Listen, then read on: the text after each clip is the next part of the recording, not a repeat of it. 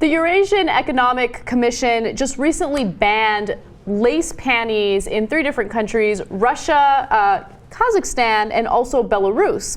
Now, they want to ensure that all panties sold in these 3 countries contain at least 6% cotton. And the reason that they gave for this was that, hey, you know what, we want to make sure that these panties have proper absorption. Yeah, all right, I know.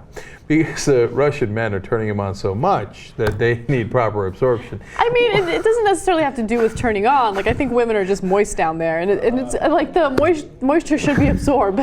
Anyway, we're getting into details. This got uncomfortable. It got weird from the beginning. I'm sorry. So the women in these countries are really upset about it because it reminds them of the Soviet era, where they wore like these Soviet undergarments that were really, really ugly. They were 100% cotton, which sounds cool and cozy, but at the same time, it was like they had like underwear like draped all over them because it was like loose fitting and uncomfortable. So now they're really worried. They want their sexy underwear, and a lot of times that sexy underwear is made out of synthetic material, not necessarily cotton. So as a result, they're protesting to get this lifted. They want the ban lifted so they can continue wearing the lacy underwear. So yes, they wore the underwear on their head, their panties on their head, and they did say free the panties, freedom to panties. Let me be 100% clear.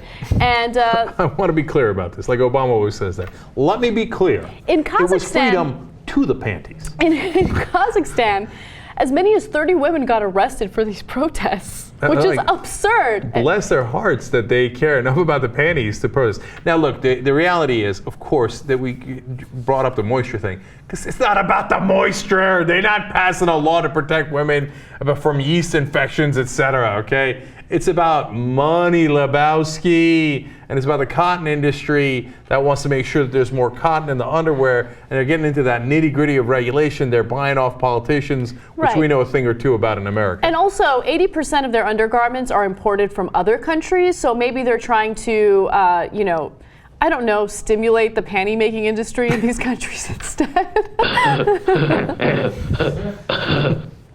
You know, no more importing the panties. Let's make them at home. Let's make sure they're cotton. And if this actually does go into effect, which by the way, it is set to go into effect July 1st, about 90% of the products could disappear off their shelves, which is insane. More than $4 billion worth of underwear is sold in Russia annually. I think that's a good thing. You want to change your underwear regularly.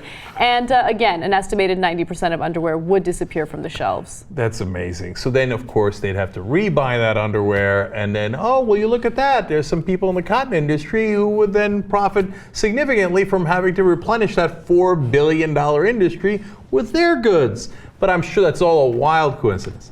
Look, if there's one thing this whole world can unite in favor of, it's Russian women in lace underwear. Mm-hmm. Okay, so all you protesters, I'm right there with you. Freedom to the panties!